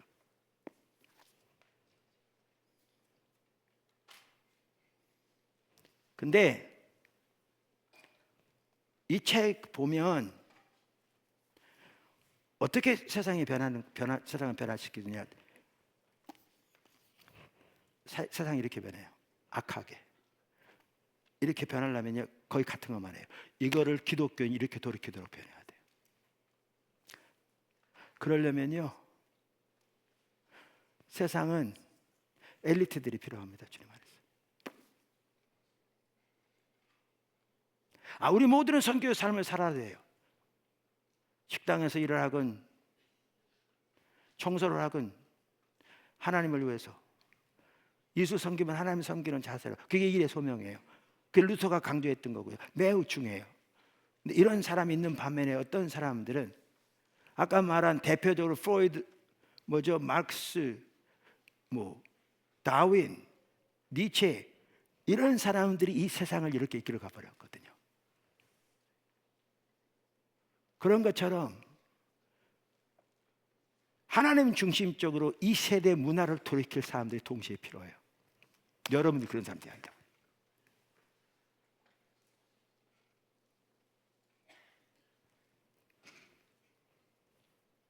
그러려면 아까 다시 돌아갑니다. 철저하게 십자가 복음의 삶을 살고 그 위에서 선교도 삶을 무장되되 그 토대 위에서 이 시대의 조류를 분별할 수 있어야 돼요. 그리고 여러분이 여러분의 분야의 전문인이 돼야 돼요. 그래서 학교 교육도 지금 잘하고 있거든요. 우리 기사목교육도. 근데 여기 한 가지 더 추가해야 한다고 지금 강조하고 있어요. 엘리트를 키워내라고. 모두 엘리트 교육을 시키진 않아요. 우리는 그렇게 학교를 살고, 지금 이 상태로 잘 배워가되 그 중에 일부에 하나님이 태우신 대로 엘리트들을 키워내라고. 엘리트주의를 말하는 게 아니에요. 사도 바울 누구보다 뛰어난 한편의 엘리트였는데 소중한 모든 걸 배설물처럼 여기고 주님이라는 게 가장 소중해서 오늘도 주님을 향해 달려간다고, 그 자세를 가지고 섬길 하나님이 주신 엘리트들이 필요한 거예요. 시대를 바꾸려면.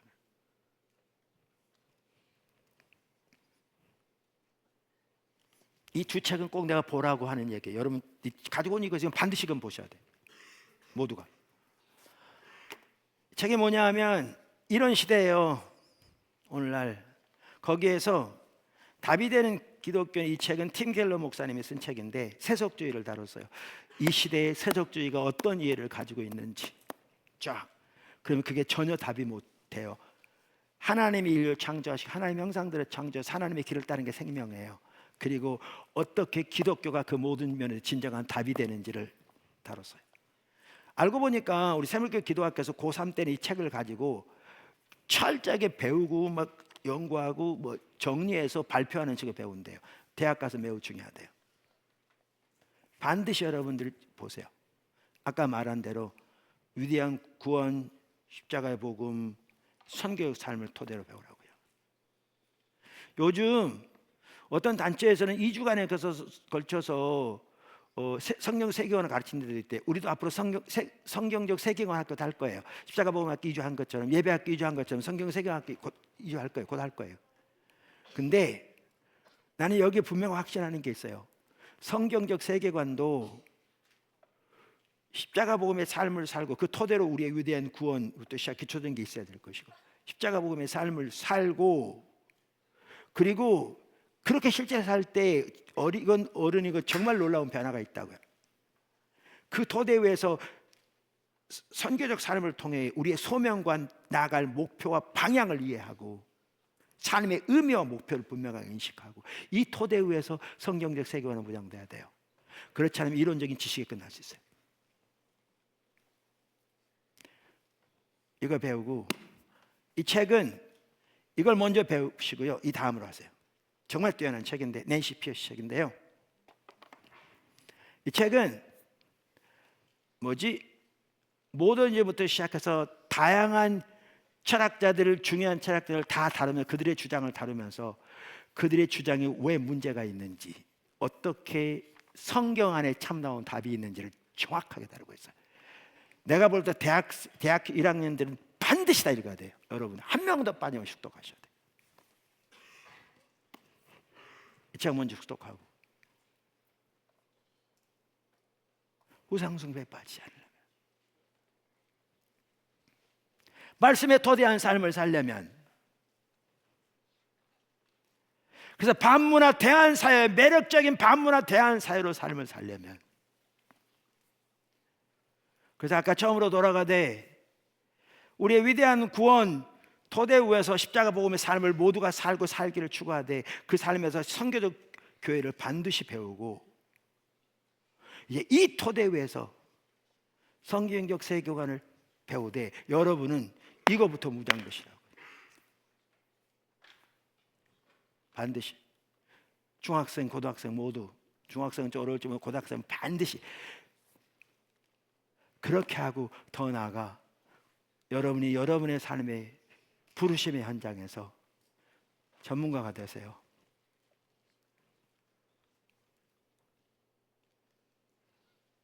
그게 우리를 부르신 삶의 주님이. 이 시대에 초대교회는 아까 말한 대로 산상수훈의 삶을 살았다고 그랬잖아요. 근데 내 책 6권에 보면 알지만 그들은 성경적 이야기를 따라 살았어요. 전 세계적인 교회 비전을 가지고 세계 문화의 변혁을 헌신한 사람들이었어요. 단순히 자기 영혼은 구원에 초점을 맞춘 자들이 아니었어요. 초대교회는 우리가 그렇게 살아야 돼요. 여러분 그렇게 살아야 한다고.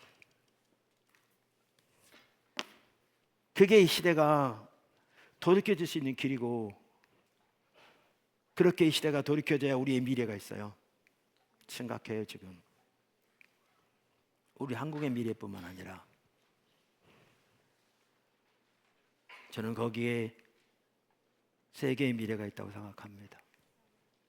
그렇게 한 분 한 분이 세워지기를 주님을 축원합니다. 기도하겠습니다.